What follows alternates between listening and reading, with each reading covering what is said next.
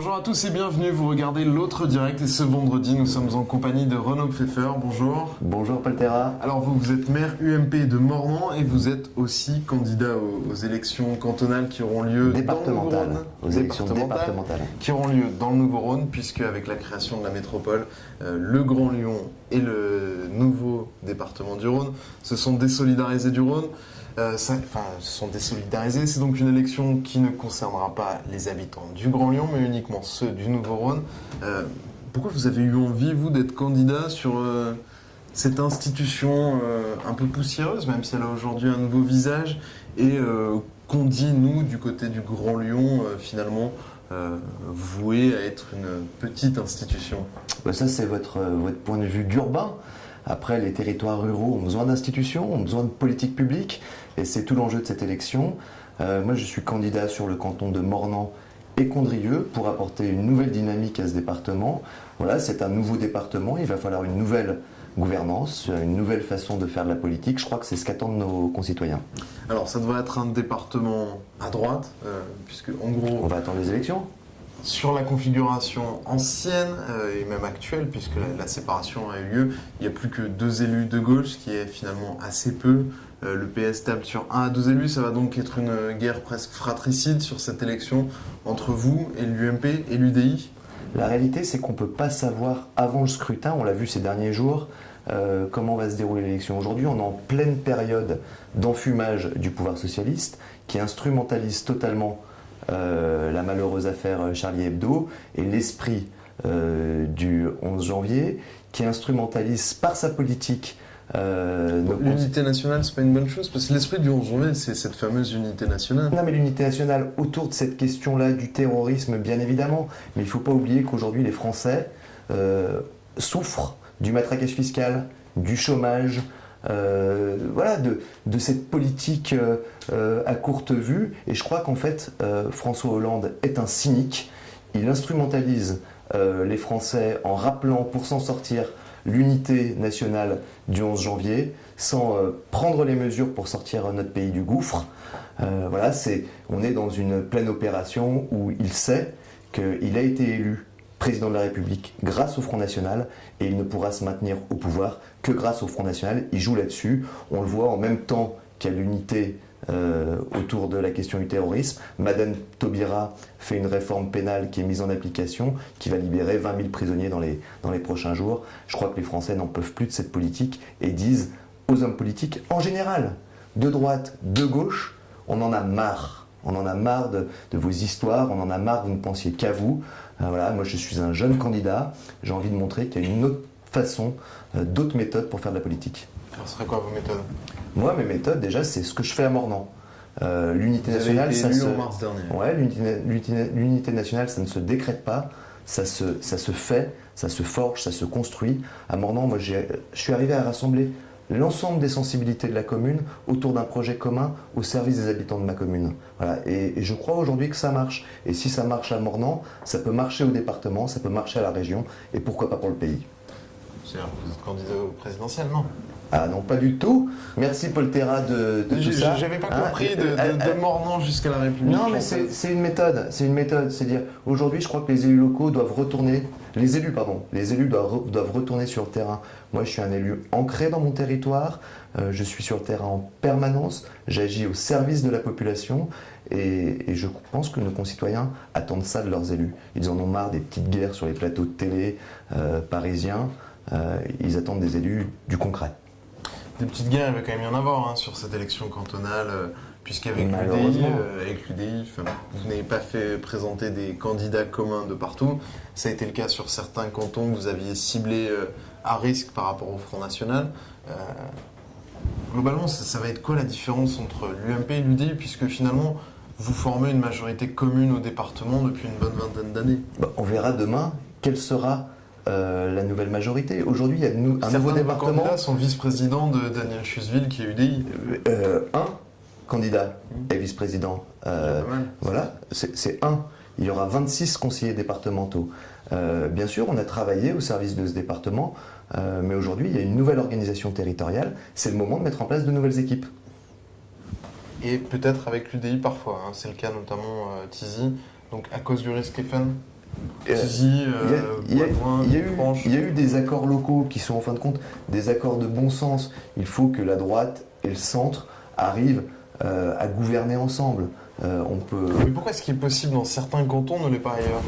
Parce que je pense que c'est une question de personnalité. Moi, je regrette que sur mon canton, il y ait deux listes, UDI, UMP. On crée des difficultés, on trouble notre électorat et surtout, on va se retrouver avec le risque d'avoir un second tour FN-PS. Je pense que les Français méritent mieux qu'un PS qui ruine le pays et qu'un FN qui ne propose aucune perspective. Petite parenthèse nationale dans cette discussion départementale, le Nini, c'est une ligne qui vous va, vous? Moi, le Nini, tout ça. Ni PS ni FN. Liberté totale. Les électeurs n'ont pas à se faire imposer leur choix. Le candidat UMP a perdu. Quand on perd, on la boucle. Point. Et après, les électeurs vont aux urnes et choisissent entre le PS et le FN. Je leur souhaite bon courage. Mais faut-il faire barrage au FN? C'est quand même la question. Faut-il... Je crois... Vous, par exemple, sur votre canton de Mornan, le PS se retrouve face au FN au second tour. Qu'est-ce que vous faites? Moi, je dis aux électeurs, mais vous êtes libres. Et surtout, quelle est ma légitimité? Vous, à titre personnel, qu'est-ce que vous faites? Là, on est dans la politique fiction. Moi, à titre personnel, je n'irai pas voter. Par exemple, Georges Fenech, dont vous êtes le suppléant, a été élu avec des voix socialistes pour faire barrage au Front National. Non, je crois que, souvenez-vous, au moment où Georges Fenech a été élu député, un second tour avec le Front National, Jean-Charles Collas, le candidat des Verts, a dit ni l'un ni l'autre. Mais personne n'en a fait un fromage. Raymond Durand n'a pas appelé à voter pour Georges Fenech. Martial Passy n'a pas appelé à voter pour Georges Fenech. Donc en fin de compte, le barrage au Front National, c'est uniquement quand c'est la droite qui est éliminée. Sinon, le PS... statistiquement, je suis pas totalement sûr. Je pense que c'est plutôt l'inverse. Mais... Non, mais je crois... C'est pas la question du nini. Moi, je dis liberté totale pour les électeurs. On n'a pas à leur imposer... et de toute façon, ils ne se laissent pas prendre à ce jeu-là. On n'a pas à leur dire il faut voter pour un tel. On va revenir maintenant au départemental. Ce nouveau département, créé donc après la scission avec la métropole de Lyon, on le présente soit comme souffreteux, un petit territoire rural, sans vraie cohérence d'ensemble, ou alors on le présente finalement comme un département très très riche qui va bien vivre grâce à la rente soutirée à Gérard Collomb de 75 millions d'euros par an. C'est laquelle la version la plus vraie?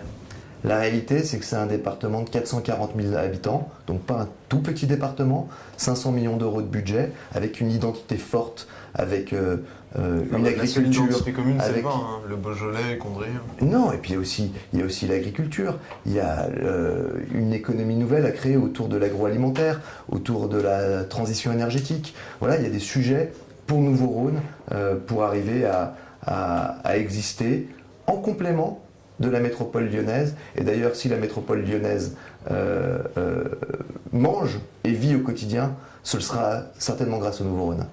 Et puis vous pouvez peut-être aussi en bénéficier, puisque le territoire de l'aéroport, qui est une zone amenée à se développer, reste sur votre territoire. Ouais. Il y a aussi cette rente, les prêts toxiques qui ont été refilés au Grand Lyon.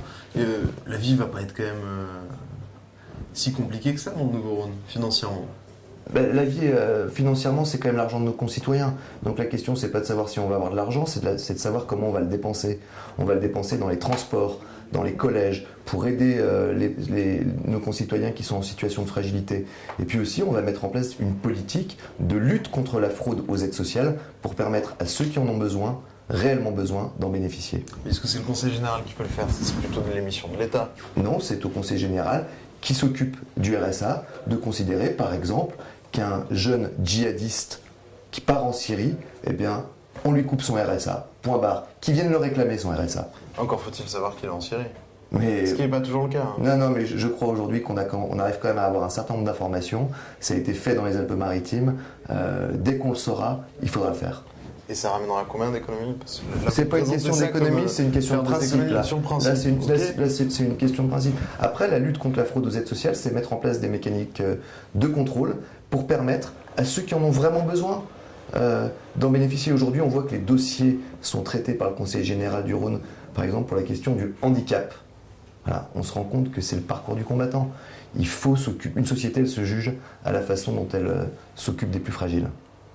Donc finalement, ça va être le discours social. pas du tout le discours pragmatique. On va maintenant aborder une autre élection locale, ça va être les régionales qui auront lieu aussi probablement en décembre 2015. L'UMP hier soir a décidé d'investir Laurent Wauquiez. La commission nationale d'investiture sera validée samedi. Vous le souteniez. Pourquoi vous étiez plus pour Laurent Wauquiez que Michel Barnier? Deux profils différents. Pour arriver à convaincre nos concitoyens et après conduire une politique cohérente, il faut avoir des idées claires. Puis je crois que Laurent Wauquiez incarne une nouvelle génération. Il a 39 ans, déjà une belle expérience. Voilà, il faut, pour notre région Rhône-Alpes, qui va être une puissance économique incroyable, il nous faut un nouveau souffle, une nouvelle dynamique. Il n'y a que Laurent Wauquiez pour l'année. Michel Barnier avait aussi un carnet d'adresses européen, une expérience. Oui, mais Michel Barnier a ses qualités. D'ailleurs, je pense qu'il rejoindra rapidement Laurent Wauquiez. Votre sourire me fait penser le contraire. Non, je pense qu'il rejoindra Laurent Wauquiez. Aujourd'hui, Michel Barnier était soutenu par le Bayrou, par le Modem de Bayrou. Eh bien, il ne faut pas oublier que... Par l'UDI aussi. Par une partie de l'UDI. J'ai pas entendu tous les élus UDI s'exprimer favorablement à Michel Barnier. Je crois qu'on ne doit pas se faire imposer notre candidat par d'autres familles politiques. On ne peut pas se faire imposer notre candidat par Bayrou, qui a appelé à voter François Hollande et qui est donc comptable du bilan actuel du président de la République. Donc finalement, ses soutiens ont joué contre Michel Barnier. Totalement. Merci beaucoup Renaud Pfeffer Merci. d'avoir été notre invité. On se retrouve lundi pour une nouvelle édition de notre direct. Bon week-end à tous.